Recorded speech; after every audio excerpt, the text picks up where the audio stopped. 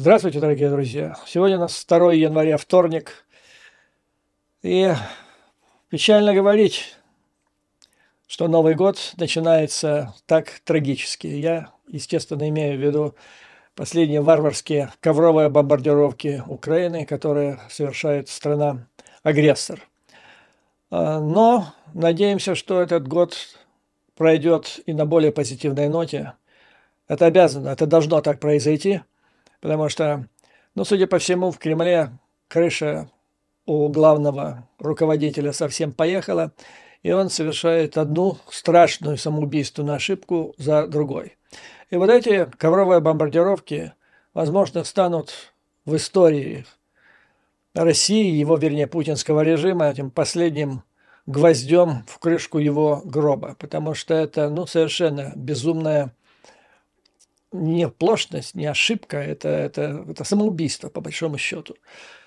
Потому что совершенно ясно стало сейчас, что враг распоясался, слетел с катушек и совершает фактически геноцид в центре Европы. В 21 веке это невозможно. Более того, стало совершенно ясно, я имею в виду ясно не для нас с вами, для нас с вами это давно уже ясно, а вот для тех тонкокожих, заплывших жиром, сомневающимся политикам, бюргерам, избирателям, аналитикам в Западной Европе и примкнувшим к ним части республиканской партии Соединенных Штатов Америки. Так вот, видимо, им в ближайшее время, уже становится ясно, что те сомнения и колебания в сторону Путина, которые не допускали последние месяцы, они недопустимы. Что произошло за эти 2 дня?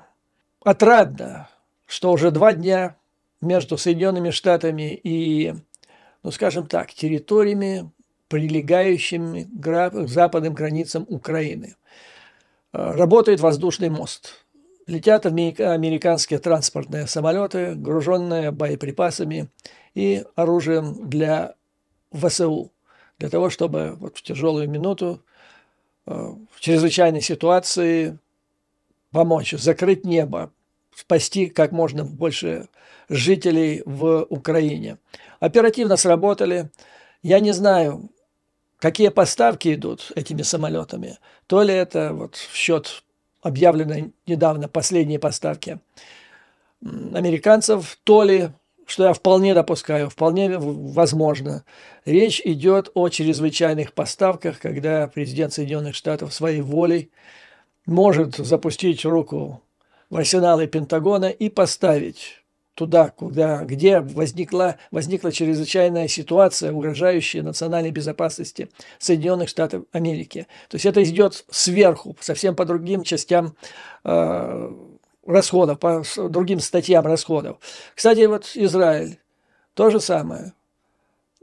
Как вы знаете, как и Украине, так и Израилю до сих пор не утвердили пакет помощи, но последние недели Соединенные Штаты исправно поставляли в Израиль вооружение по этой чрезвычайной статье. Они разные, и сумма, на которую там можно поставлять, они исчисляются миллиардами.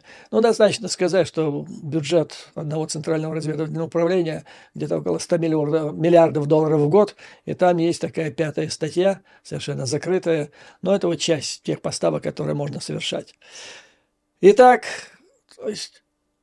Украина не остается без ракет-перехватчиков для систем противовоздушной обороны и не останется без боеприпасов, несмотря на то, что страна в последние дни понесла большие потери. Я имею в виду уничтоженные или, скажем так, мягко поврежденные предприятия ВПК Украине в результате головотяпства, которое становится просто уже возмутительным и недопустимым. И еще одно важное событие, которое произошло буквально 1 числа, 1 января, когда во многих странах люди еще праздновали наступивший Новый год. Правительство Норвегии рано утром проснулось и приняло чрезвычайно важное, я бы сказал, историческое решение. Это решение о прямых о прямой, как называется, прямые продажи оружия и продукции оборонного назначения в Украину, которые разрешены с 1 января 2024 года. В сообщении правительства говорится, правительство Норвегии приняло решение разрешить прямые продажи оружия и продукции оборонного назначения от норвежской оборонной промышленности оборонным ведомством Украины. Ну и тут говорится о том, что принимается в чрезвычайной ситуации, которая сложилась с безопасностью не только Украины, но это чрезвычайная ситуация для безопасности Норвегии и всего европейского континента. Поэтому поддержка Украины важна и для европейской, и в частности норвежской безопасности. Что означает? То есть за этой вот шапкой может быть не совсем понятны грандиозные масштабы этого решения, его большие последствия, важные последствия, которые могут иметь, скорее всего, будут иметь для ВСУ и для Украины. Ну, вкратце, вот что она означает. Это решение означает, что Норвегия будет осуществлять пожертвования из собственных запасов. То есть, вот, хотя называется это о продажах Украине, но на самом деле, когда идет расшифровка, становится ясно, что речь идет о бесплатной помощи. Итак, это бесплатные поставки из собственных запасов оружия, из арсенала вооруженных сил Норвегии. Надо сказать, что Норвегия считается ее военно-промышленный комплекс очень развитым, одним из лучших на европейском континенте. Особенно славится системами противовоздушной, противоракетной обороны, что чрезвычайно важно для Украины. Но не только. Речь идет не только о тех запасах, которые уже имеются в арсеналах страны. Это также бесплатные поставки, полученные, и вот это главное, через механизмы международного сотрудничества и фонды. Вот это, господа, самое главное. То есть здесь речь идет, по большому счету, что Норвегия может оплачивать за свои деньги, платить другим странам, производителям того оружия, которое крайне необходимо для Украины, и она может это сделать. Одна из немногих стран, которая может сделать весьма эффективно, потому что Норвегия по объему золотовалютных запасов страны является самой богатой страной в мире. Ее суверенный фонд, национальный суверенный фонд, составляет примерно 1,4 триллиона долларов. То есть большего суверенного фонда в мире нет ни у одной из другой страны. На втором месте идут два суверенных фонда Китая. Один, который составляет примерно 1,3 триллиона долларов, другой значительно ниже. На четвертом идет Катар, ну и так дальше. Остальные страны глубоко отстают. То есть богатейшая страна мира фактически открывает свой кошелек для того, чтобы оплатить нужные для Украины системы вооружений. И тут я вам рассказывал, что разрабатывались последние месяцы в связи с затягиванием принятия американским конгрессом решения о пакете помощи Украине, разрабатывались всевозможные схемы мировые с союзниками Украины, в том числе странами G7. И там вот один из вариантов был до последнего времени, когда идут поставки, а американцы потом обещают, вот Конгресс примет этот пакет в 61 миллиард, из них мы вам задним числом оплатим. Вот такие схемы, и шли уже поставки, в частности, из Японии. Но теперь спасибо великим викингам, собственно говоря, собратьям. Оттуда же и пошла государство Киевское, да, Киевская Русь.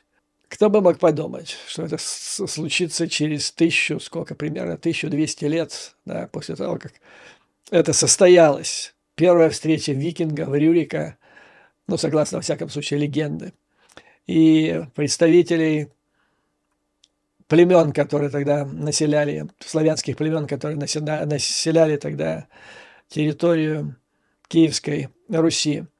Так вот, это то, что может в значительной степени изменить ситуацию, стать поворотным моментом. Причем вот этот шаг, он свидетельствует еще об одной вещи, очень важной, которая до сих пор не наблюдалась, о том, что Европа похоже, вот это свидетельствует реально, что Европа проснулась. Она долго, ну, она всю холодную войну, так по большому счету, не особо просыпалась. Я дальше буду цитировать тут аналитиков, которые называют, что европейские страны жили в условиях халявы, полагаясь на американский зонтик и не желая самим тратиться на собственную оборону. Ну и вот неблагоприятное развитие событий в Конгрессе Соединенных Штатов, по-моему, резко изменило ситуацию. Так что Япония плюс Южная Корея плюс ряд еще других стран, производителей оружия, плюс военно-промышленный комплекс и, главное, суверенный фонд Норвегии в значительной степени помогут решить проблему. А тут еще одна страна, которая, надеемся, в ближайшем будущем станет полноправным членом НАТО, Швеция. Мне пишет один из зрителей, который женат на украинке, проживает, значит, этот господин в Швеции, и пишет, что их предприятия ВПК, в частности САП, работают в 3 смены полным ходом, работают на Украину. Это вот он мне прислал в качестве комментариев, подтверждения одному из моих предшествующих видео, где я вам сказал, что предприятия ВПК в Европе работают полным ходом.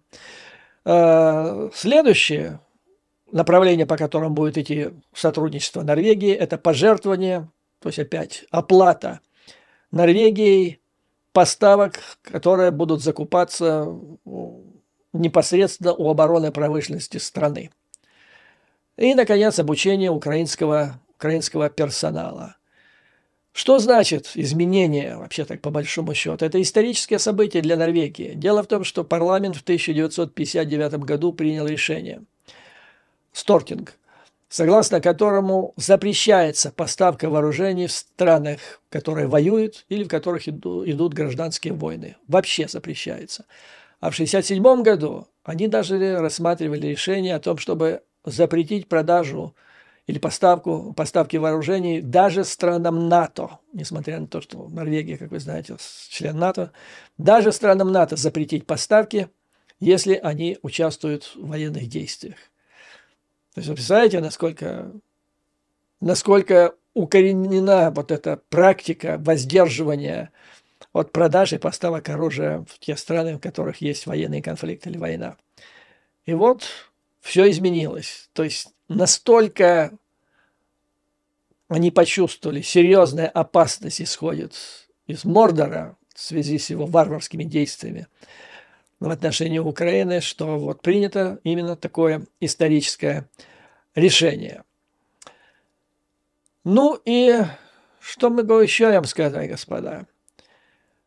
Я за эти 2 дня или 1,5 дня Нового года прочитал массу статей, посмотрел социальные сети, и вот реально я укрепился в мнении или в убежденности, что лед сдвинулся, как говорил незабвенный Остап Бендер.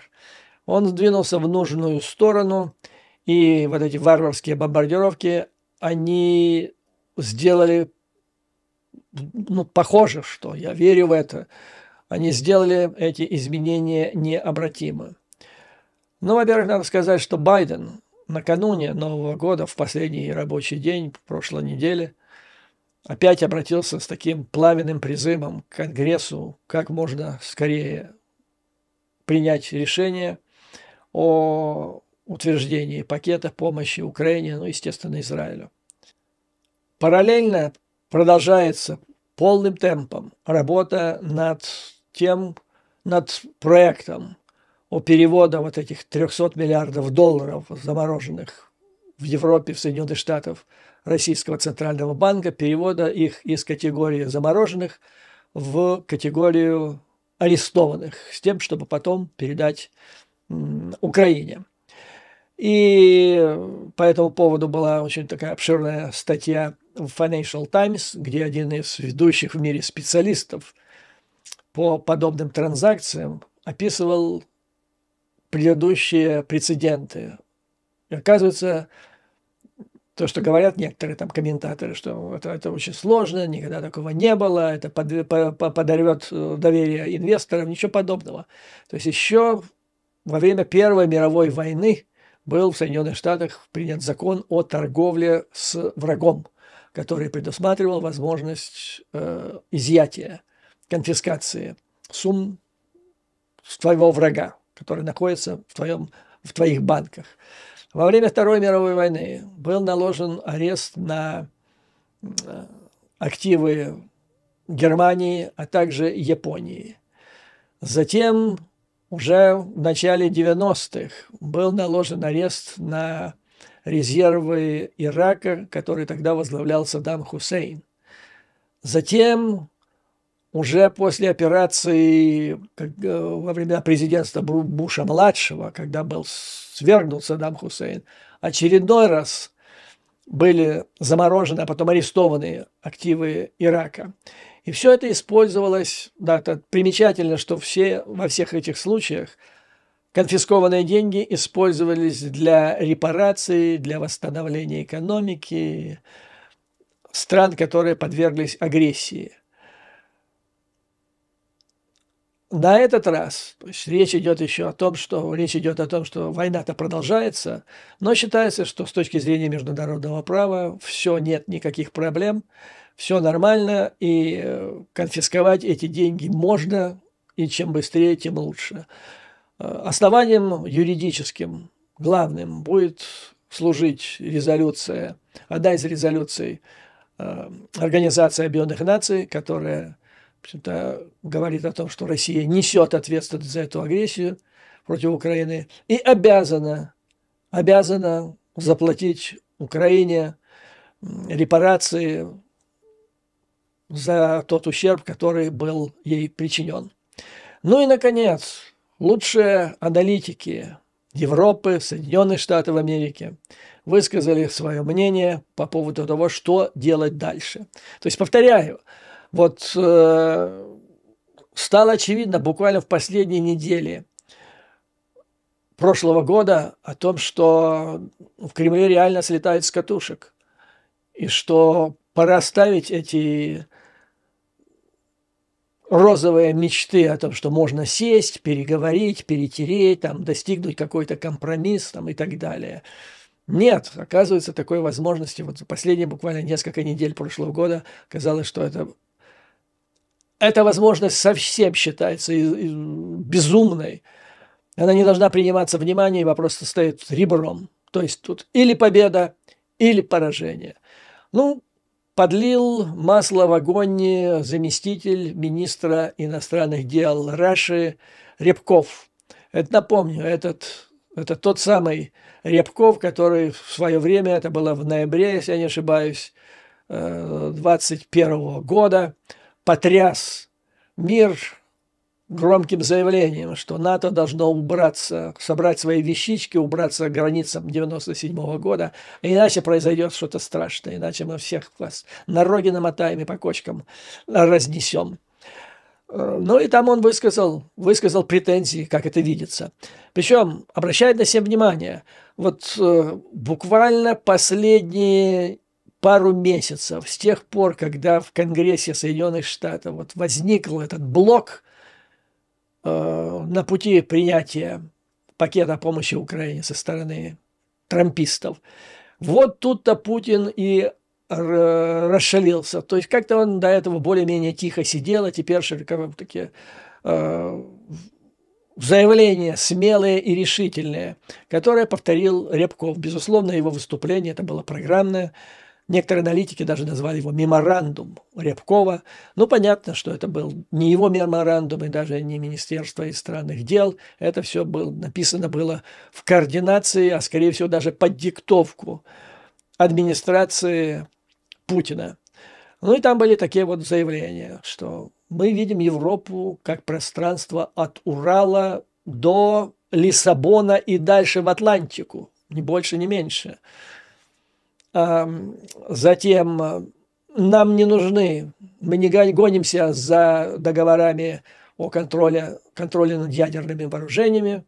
Это они фактически, вы знаете, сейчас этот договор ни одна страна, значит, ни Соединенные Штаты, ни Россия формально его не поддерживают, но вот тут интересно, с одной стороны, из Москвы кричат, что нам плевать на этот договор, но с другой стороны, у них не было возможности, сил и средств дотянуть по количеству носителей боеголовок даже до тех пределов, которые позволял этот договор. Но не могли они, не было у них такой возможности. То есть это все понты. Они по-прежнему придерживаются вот этих потолков, но кричат, что нам на него плевать. То же самое происходит с договором о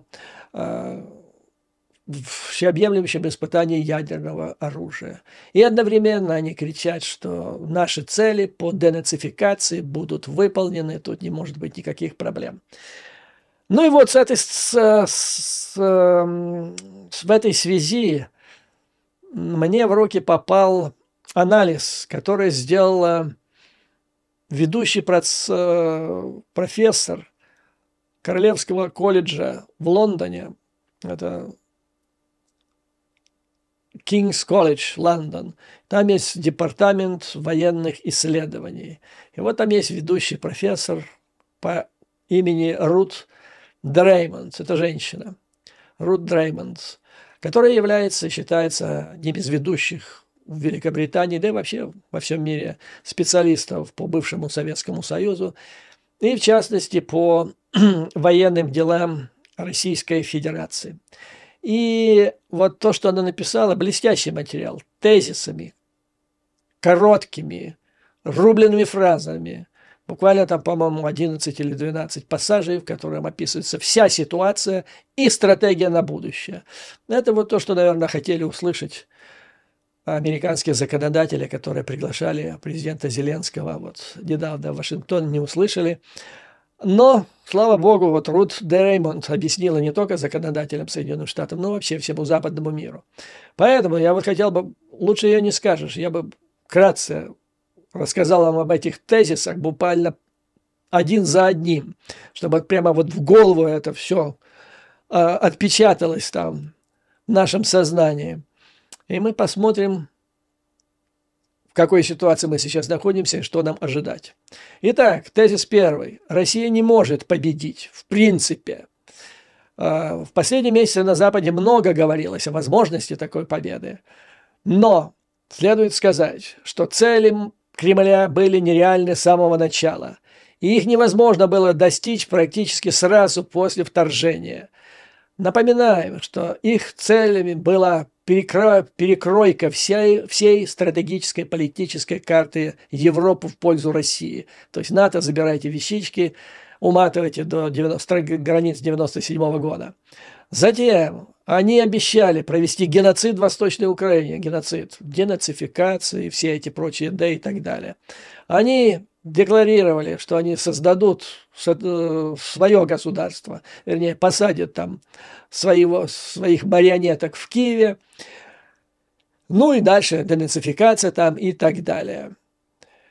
Другими целями было укрепление российского господства в других государствах, ранее входивших в состав СССР, ну и дальше заставить НАТО откатиться к границам 1997 года. Что произошло в результате? НАТО. Колоссальное расширение НАТО произошло за последние 2 года. Оно приблизилось к Российской Федерации как никогда. Ну, достаточно сказать, что из Финляндии на машине до ближайшей российской базы можно доехать за час. А основные базы Северного флота, а это основной флот Российской Федерации, имею в виду, что там стратегические подводные лодки, это один из элементов ядерной стратегии, вот они там базируются, то все они находятся в зоне поражения ракет Storm Shadow, новых ракет Атакамс, не говоря уже о Торусе и так далее.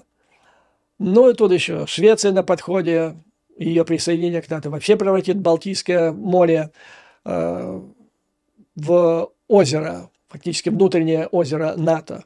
Далее, как мы с вами обсуждали, фактически вся сухопутная армия Российской Федерации разгромлена. Колоссальные потери военно-морского флота. Авиация практически была нейтрализована. То есть в военном плане полное позорище. Утрата позиций, вместо того, чтобы их усилить, утрата позиций, которые имела Москва в бывших республиках Советского Союза. В частности, то, что они раньше, то, что при Советском Союзе называлось Средняя Азия, теперь это Центральная Азия. Эти страны, они ближе к Китаю.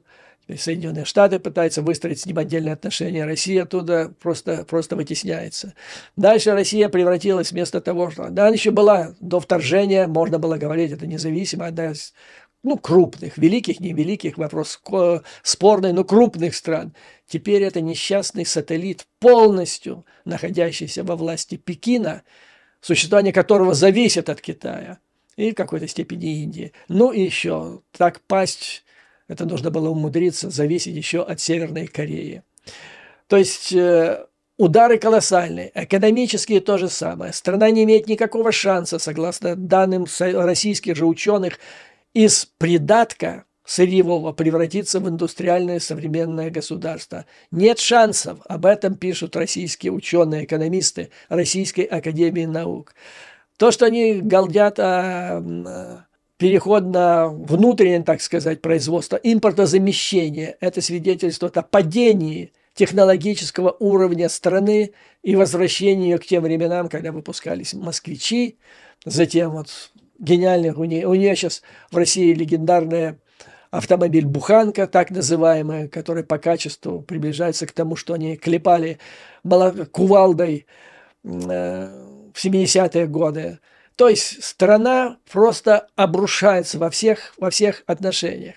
С другой стороны, никогда еще Украина не была так близка для вступления в европейские структуры, включая ЕС и НАТО. То есть и тут никак не решается вопрос. Наоборот, все со знаком минус. Ну и что происходит в этой ситуации? Происходит вот то, что сейчас происходит. Последние 2 ночи страшные. Вместо того, чтобы остановиться, прекратить этот геноцид, как пишет аналитик, российские войска насилуют, пытают, убивают многие тысячи людей, которых они якобы пришли защищать. То есть ложь, подлость этого недочеловека, сидящего в Кремле, и тех орков, которые за ним следуют, стала совершенно очевидной всему цивилизованному человечеству. Вместо того, чтобы денацифицировать Украину, как пишет аналитик, Путин нацифицировал Россию. То есть Россия это нацистское, в полном смысле нацистское государство. То есть Россия проиграла стратегически. Для ее восстановления, только для того, чтобы восстановить армию, если бы ситуация с экономикой была не хуже, чем сейчас, она безусловно станет, по оценкам российских же ученых, хуже в ближайшее же время. Но даже если бы было так, как сейчас, потребовалось время на восстановление военной машины 5, может быть, 10 лет. Полный провал. Но следует тезис второй. Несмотря на это, Украина все равно может проиграть, пишет автор. Тот факт, что Россия не может победить на своих первоначальных условиях, означает, что Путину надо резко поменять эти условия. Ему надо чего-то там сделать, чтобы убедить орков и бандерлогов, которые будут за него голосовать на предстоящих выборах, в том, что он что-то выиграл. Ну и для этого Россия будет продолжать, если дальше так пойдет, убивать украинцев, разрушать украинскую экономику, украинскую инфраструктуру, культурные объекты, окружающую среду. То есть будет стирать украинскую вообще идентичность, уничтожать украинскую нацию как таковую. То есть другого пути у него тоже нет, иначе же бледная моль же не может проиграть. Понимаете? Ситуация какая. То есть в этой ситуации Украина вполне возможно без постоянной, дальнейшей и существенной поддержки Запада может терять все больше своих территорий. Третий тезис. И Запад может проиграть. То есть Путин проиграл, Украина еще может проиграть, но и Запад может проиграть, пишет аналитик. Если Россия сможет убедить себя и других, что она выигрывает в Украине, то Запад, прежде всего Соединенные Штаты, будут выглядеть слабее. И здесь интересно, она пишет, если же Россия сможет убедить, то есть это то, что мы говорили в последнее время с вами, Не так важно, что происходит в реальной жизни на поле боя. Важно, что вобьют голову из Кремля в головы украинцев и, прежде всего, политиков, аналитиков своей агентуры на Западе. Вот роль ИПСО, активных мероприятий, о которых мы с вами говорили. Любое поражение России в Украине будет иметь серьезное, то есть даже виртуальное, даже то, которое будет внушаться при помощи пропаганды, но оно будет иметь серьезные последствия для безопасности членов НАТО в самых разных областях. От безопасности Черного моря до целостности внутренних демократических процессов. И это важно, вот конец этого предложения. То есть, если России удастся убедить в том, что она побеждает в Украине, то это может нанести и уже наносит страшнейший удар по тем демократическим основам европейских государств Соединенных Штатов Америки. Вы наблюдаете это. То, что происходит в Соединенных Штатах Америки. Трампизм, а трампизм – это путинизм, это одно и то же. Затем это те процессы, которые происходят в странах Европы, где опять поднимают голову пропутинская агентура, те партии, которые созданы спецслужбами Российской Федерации в последнее время. Это будет трагические последствия. То есть, если Россия убедит Запад, что она выигрывает в России, то количество ее сторонников или полезных идиотов в западных странах увеличится, и речь будет уже не идти только о потере там, Украины или опасности каким-то странам, допустим, на восточном фланге НАТО. Речь будет идти о существовании всего вообще демократического мира, западной цивилизации, потому что она может быть взорвана изнутри. Вот я вам покажу сейчас. В социальных сетях гуляет вот эта картинка. На английском написано улыбающийся Путин, сзади него в тени Трамп. На картинке написано по-английски: «Покупайте все американское». Я купил одного Трампа, и вместе с ним я получил довеском всю республиканскую партию бесплатно. Вот как, господа, обстоит сейчас ситуация. Почему это все происходит? Тезис 4. Одна из особенностей данного момента состоит в том, что в Кремле решили, что Запад, то есть США и Европа, это не просто враг. Ну, сначала враг, да? То есть их же не сразу всех объявили врагом. Когда начали помогать оружием Украине, вот стали врагом. А сейчас, благодаря раскрутке кремлевской пропаганды, Запад, НАТО, США – это враг номер 1. И вот этот фактор сейчас учитывается в России как обоснование для мобилизации населения и экономики.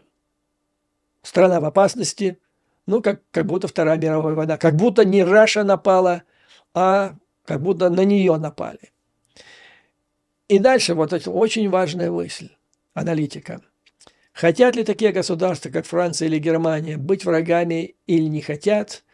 Ну, мы знаем, да, Макронщина, Саркозищина, до этого Меркель, которые пытались на 2 стульях усидеть и заниматься уговариванием Путина. Так вот, хотят они, не хотят они быть врагами Путина, хотят быть его друзьями, это не имеет никакого значения.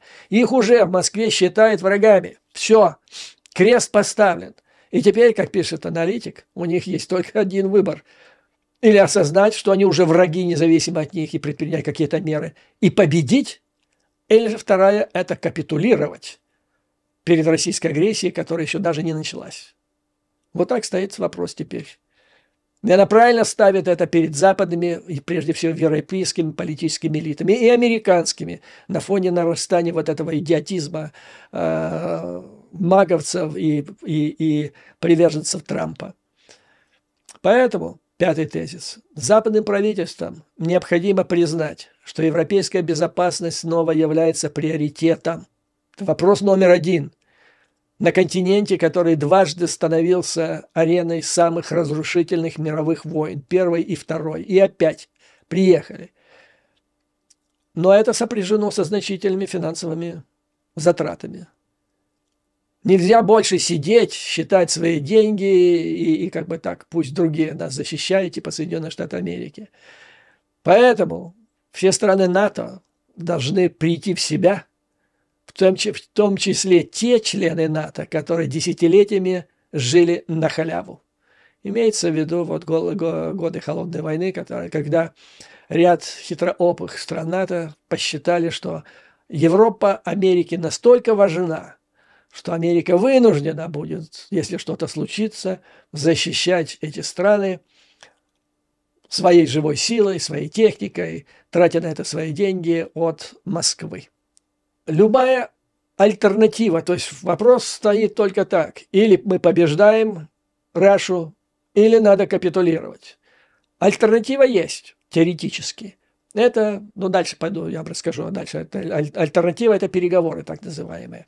Или перемирие, или попытка мирного урегулирования. Тоже объясню вам, в чем состоит тут разница и тонкости.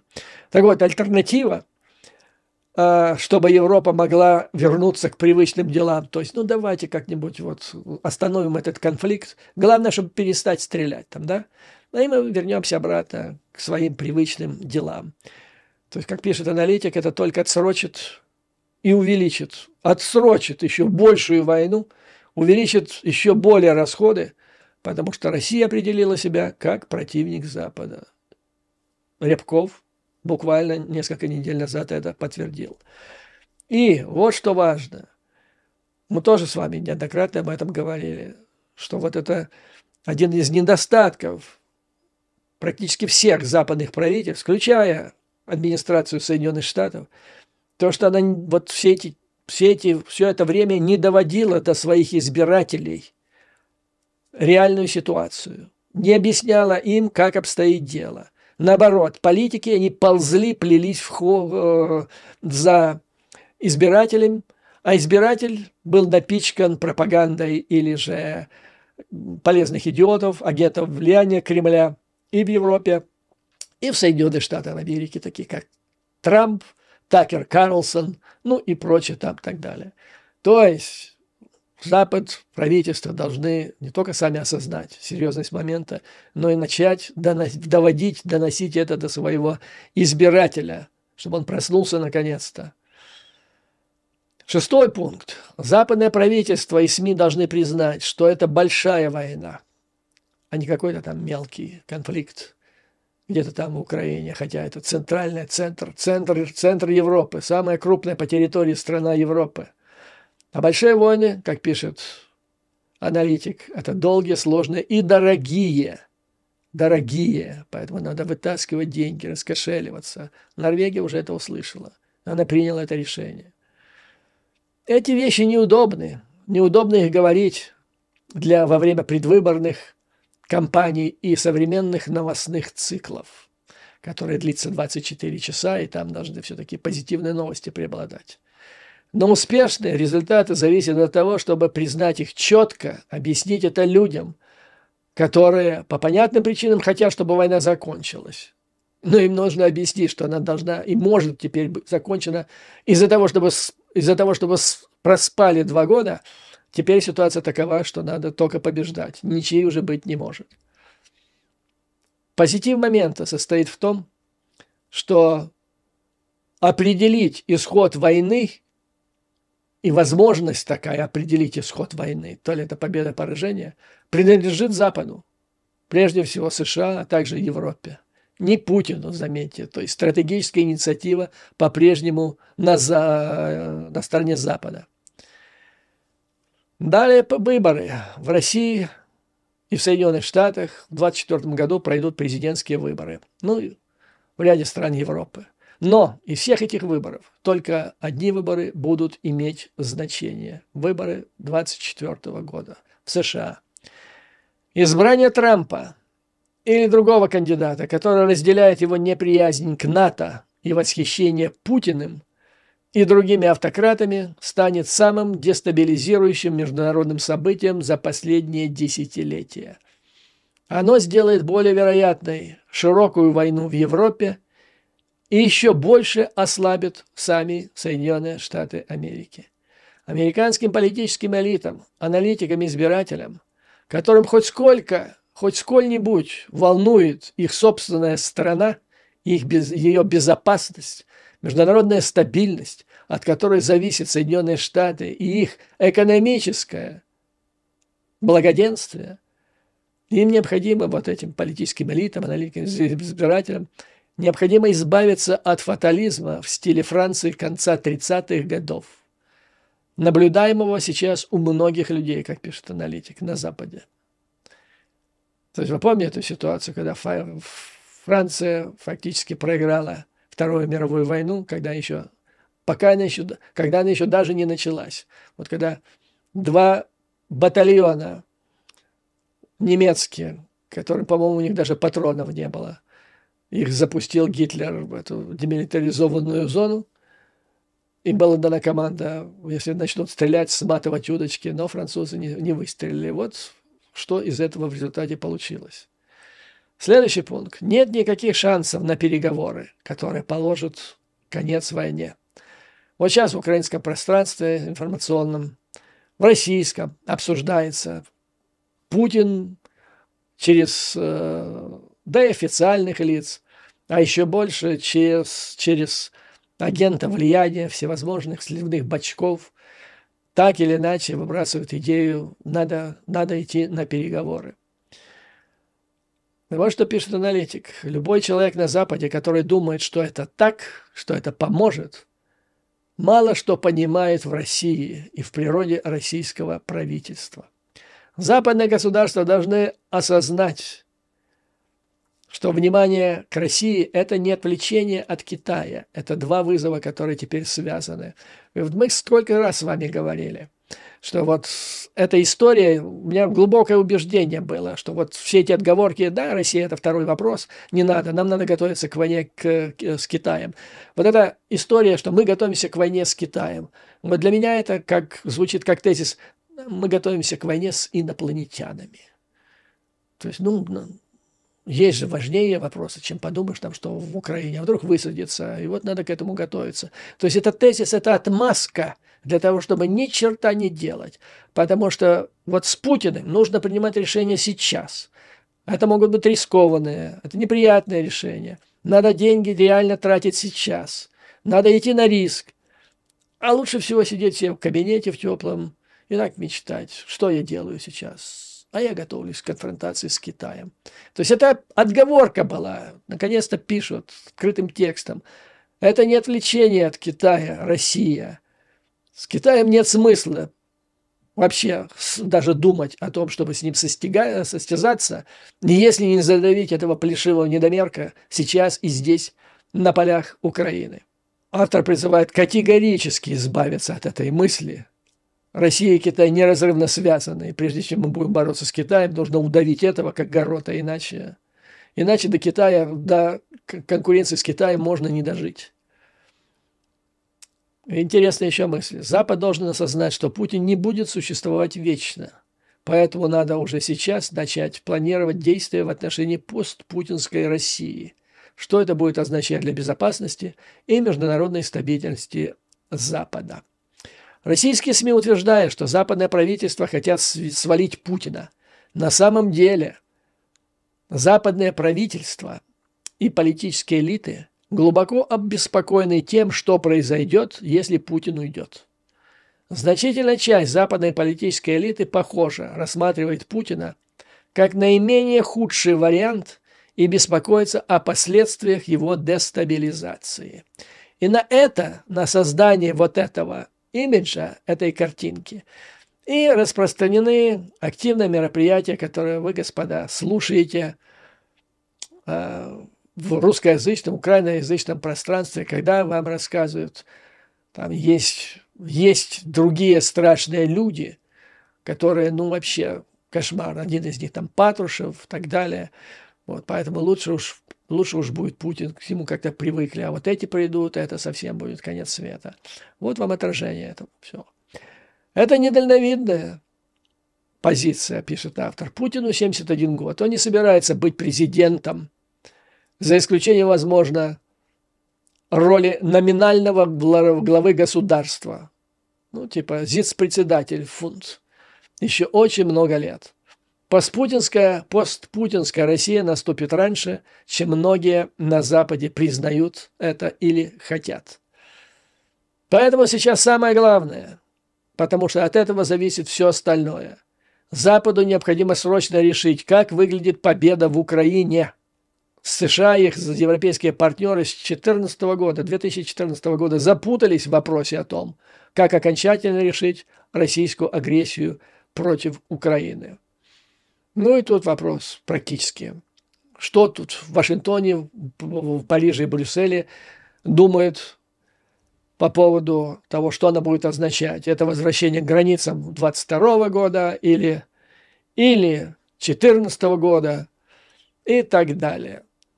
Нужно принять это решение самым срочным образом, потому что от этого зависит будущее Украины, Европы и НАТО. Все эти вещи предполагают принятие неприятных решений, но необходимо срочно донести это все до избирателя.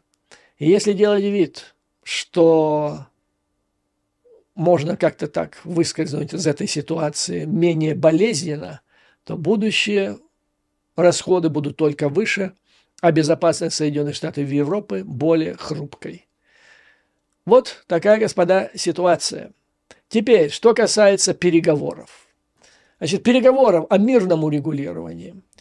Аналитик пишет, что это вообще бредовая идея, и никто из западных правительств, ни у кого язык не повернется, чтобы предложить Украине пожертвовать территориями своими для заключения мирного соглашения, окончательного мирного соглашения, потому что суверенитет, территориальная целостность – это основополагающие основы или, так сказать, столпы международного права и международного правопорядка, и никто не осмелится Украине предлагать такой вариант. И вообще, то есть переговоры в настоящий момент, пока часть украинской территории под оккупацией, они практически невозможны. И никто не будет заставлять Украину и даже настаивать на том, чтобы она вступила в эти переговоры для заключения мира.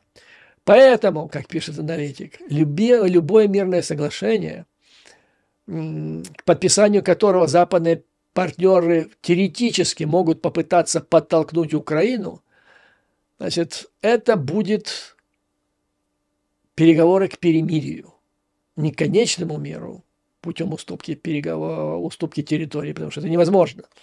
А давайте начнем переговоры с целью перемирия и заморозки конфликта путем заморозки военной ситуации вдоль тех линий, которые сейчас проходят. Линии соприкосновения. И вот что она пишет. Мы можем быть уверены, что российское правительство надеется именно на это. Именно на приостановку, заморозку конфликта, потому что российское правительство любит замороженные конфликты. Она вообще пишет, что этот термин как таковой возник, придуман в Москве путем создания вот таких замороженных конфликтов на территории бывшего Советского Союза. Ну, имеется в виду, это Грузия, затем в какой-то степени это Молдова, где существует Транснистр, Приднестровская ПМР, да, Приднестровская якобы Молдавская республика, в Украине с 2004 года. То есть это просто клондайк, это мечта для Российской Федерации, потому что это их метод вообще решения своих стратегических вопросов. Путем вот этих замороженных конфликтов Россия получает доступ к влиянию на этих территориях. Она вводит туда свои войска или частные военные компании, или войска под видом частных военных компаний, или активистов таких, каких-то там, или боевиков. Она ставит их под контроль, она их милитаризирует, и она использует их не только как средство замороженного конфликта, как средство оказания давления, влияния на эти страны, но также и для решения сугубо военных и экономических вопросов. А главное, она использует это как гороту или петлю на шее государства с которым она устанавливает или образует такие замороженные конфликты, и постепенно сжимает эту гороту или стягивает эту удавку. Поэтому, как пишет аналитик, это самоубийство. То есть это так, отложить конфликт на какое-то время, и тогда точно все будет хуже, но на более высоком уровне. То есть враг лучше подготовится, враг туда запустит свои корни. Все равно будет война, потому что он полезет дальше. Это поощрение к дальнейшей агрессии. Вот такая, господа, ситуация. Поэтому, когда некоторые мыслители, а это я вам передаю ход мыслей ведущих аналитиков Запада, которые всю жизнь изучают этот вопрос. У них куча книг, диссертаций на эту тему. Я вам скажу, что вот у меня есть некоторые любимые. Так как они знают российские вооруженные силы изнутри, я просто поражаюсь. Я вот не читаю никогда подобных исследований в русско- или украиноязычной литературе, или периодике, или в эфирах. То есть люди серьезно занимаются этим вопросом, они знают, о чем они говорят. Из этого всего следует, что вот мы начинаем 24 год, когда вопрос о том, что можно урегулировать ситуацию, вернее, войну в Украине путем переговоров мирных с целью заключения мирного соглашения или переговоров с целью перемирия, прекратить стрелять, а там посмотрим. Вместе, может быть, объединимся, обнимемся с Путиным и пойдем на Европу. Это все идиотизм. Это все идиотизм, который в значительной степени инспирирован так называемыми ПСО, правильно говорить, активными мероприятиями от российских спецслужб или Кремля. Не потерпев, вот как в самом начале описала аналитик, Россия потерпела стратегическое поражение. Никогда НАТО не был так близок к основным стратегическим базам России, к Санкт-Петербургу, как благодаря блестящей операции Путина за последние 2 года. Никогда Раша не лежала под Северной Кореей, теперь лежит. Под Китаем вообще никакого проблеска нет и никакого надежды на будущее. То есть ситуация на будущее десятилетие для Раши – это придаток сырьевой к чему-то. То есть надо к чему-то присосаться, потому что сами сделать ничего не могут. Дырки еще есть, вот оттуда что-то течет или бьет фонтаном. Сделать ничего не могут. Поэтому вот у них остается такая вот ситуация. Активное мероприятие, вбить в это в голову. Первое. Второе. Значит, вопрос ребром стоит. Да и Байден, собственно говоря, бьет в набат уже. Я имею в виду под Байденом всю его администрацию. Уже второй где-то месяц, как минимум. Нужны срочные решения. Вот так вот. Поэтому давайте, господа, выходите, имеется в виду, которые не совсем продали все и вся для того, чтобы продвинуть свои карьеры при президенте Трампе. Ну и, наконец, это новый акцент на Европу, серьезный акцент на Европу. То есть для аналитика для нее, по крайней мере, высока степень вероятности, или существует вероятность, что Трамп станет президентом. И тогда Америка отпадает, по большому счету. Но Европе некуда деваться. Сдаваться Европа не может. Не могут великие викинги в Норвегии сдаться. Я не знаю, как тевтоны в Германии. А вот викинги не могут. Поэтому они готовы взять ответственность на себя. То есть это призыв к западным европейским элитам прекратить надеяться на халяву и включить на полную катушку свои ВПК. И, как писало Министерство обороны Эстонии, я вам рассказывал об этом, прекрасный сценарий, прекрасная стратегия для Украины на 2024 год. Западная Европа должна включить на полную катушку свой ВПК и для этого открыть свои кошельки. И по их подсчетам это обошлось бы всего-навсего каждому гражданину стран ЕС в смешную сумму – 7 евро. Вот с одной стороны стоит на чаше весов эти несчастные, смешные 7 евро, а с другой стороны – быть или не быть Западу, как цивилизации. Вот такая, господа, ситуация. И думаю, что вот эти последние 2 дня, последние 2 ночи, ну, сначала было идиотские совершенно опять угрозы Рябкова. От него сложно, от него смешно просто угрозы слушать, по большому счету, имея в виду его лицо такое, старого мальчика. Вот с такими угрозами надо лошади этой, Бельзевулу, Лаврову выступать. Это другое дело. А этот прямо как-то так в запотевших очочках, запотевших от перепуга, он делает эти заявления. Но тем не менее. И теперь вот эти ковровые бомбардировки в течение 2 суток подтверждают, что, то есть они, по-моему, заставляют Европу прежде всего проснуться. И обратите внимание еще, это, конечно, трагедия. Я сегодня с утра проснулся, первым делом, что я делал, это я вот рассматривал все эти видео, фотографии, читал описание, что произошло. Ни одна из стран, которая пошла на ковровые бомбардировки, не выиграла этот конфликт или войну. Они все проиграли. Ну и вот пример приводится. Значит, Вторая мировая война. Союзники бомбили Германию. Во многих городах Рур, целая область, там камня на камне не осталось. В 1944 году, когда был пик бомбардировок, Германия была на пике производства оружия. Если взять, то есть союзники проиграли вот эту войну, потому что цель была задавить германские ВПК. Ничего не получилось. Немцы пытались бомбить Лондон и Великобританию. Тоже ничего не получилось. Американцы бомбили ковровыми бомбардировками Вьетнам, Камбоджа. Тоже ничего не получилось. Вот после Вьетнама американцы уже никого не бомбили, потому что поняли, что ковровая бомбардировка – это, во-первых, жест отчаяния, это признак того, что на поле боя не удается и надежды нет. Потому что, с другой стороны, если есть надежда, то нафига это делать? Потому что в глазах всего мира ты представляешь, выдаешь себя как монстра, как античеловека. То есть это признак того, что...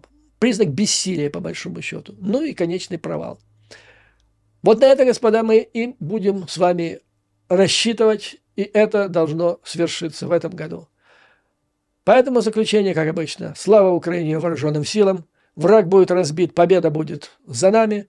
Вам, дорогие друзья, выдержки, мужества в этот сложный час, трагический час. Но твердой веры в нашу неизбежную победу. До новых скорых встреч.